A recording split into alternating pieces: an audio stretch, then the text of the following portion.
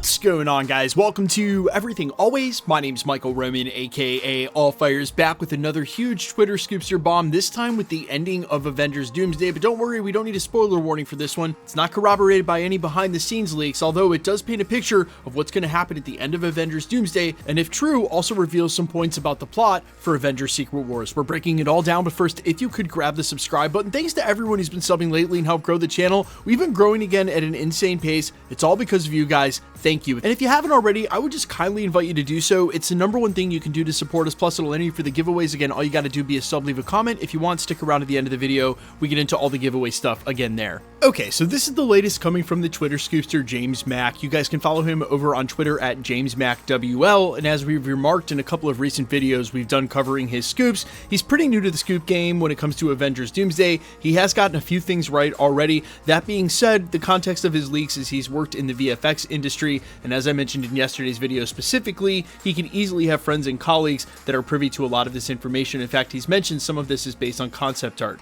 That all to say, take it as you will, but if it's in any way going to ruin anything for you, now would be the time to back out. He's indicating that Avengers Doomsday is in fact going to end with Dr. Doom winning and creating Battleworld, and that as we enter Avengers Secret Wars, we will see the heroes all serving God Emperor Doom and forgetting their past lives completely, and there will only be a small group of heroes, namely Reed Richards, Black Panther, and maybe a few others, that are trying to reverse the situation, overthrow Doom, and then restore the timeline to before Doom was ruling it as Battleworld. Now, to be absolutely fair, a lot of that lines up exactly with the 2015 Jonathan Hickman run, and I don't think that anybody thought Doom was going to be defeated in Avengers Doomsday. Really defeats the purpose of having Avengers Secret Wars as the next part of it if we end Avengers Doomsday with the Avengers and X-Men triumphing. Yeah, it's not really leading to another movie. And since Battleworld has always been such a key component of the Secret Wars crossover, there was always some idea that we were headed there, even though it hasn't been quite illuminated yet what Doom's exact plan is. If it is ultimately to become God Emperor Doom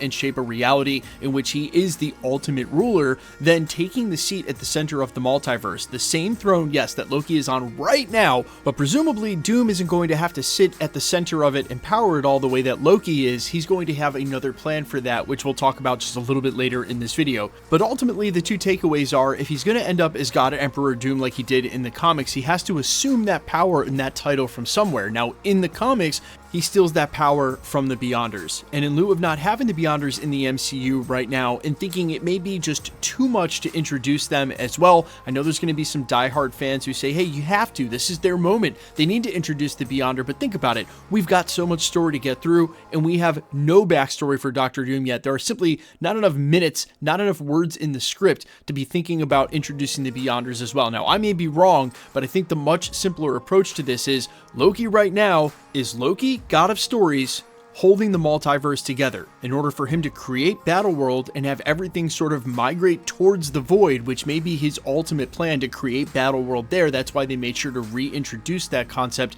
after Loki in Deadpool and Wolverine. In order to create Battleworld, all he has to do is defeat Loki so that Loki can't hold the multiverse together, essentially killing the multiverse as he may be on a plan to do now, where he's simply going anchor beam by anchor beam, but can speed this process up by getting directly to the source. That's why we've said we think that the 10 rings are clearly sending a beacon directly to Loki, or rather a roadmap, and that's why Dr. Doom may be after those 10 rings. He may be going multiverse by multiverse, destroying the anchor beams, but no, the best way to speed this up is to kill Loki so that he can't sit at the center of the multiverse. Whatever makes it to the void then can be used by Franklin Richards to recreate a world that is Battleworld that he can rule over, and in the same time erase the memories of the heroes in that so they don't remember anything from beforehand. Now, in the comics, there were some that did remember initially, but after a while, they all had forgotten the previous timelines. It was just a Battleworld existence, and again, Dr. Doom doesn't want to be sitting like Loki trying to power the whole thing.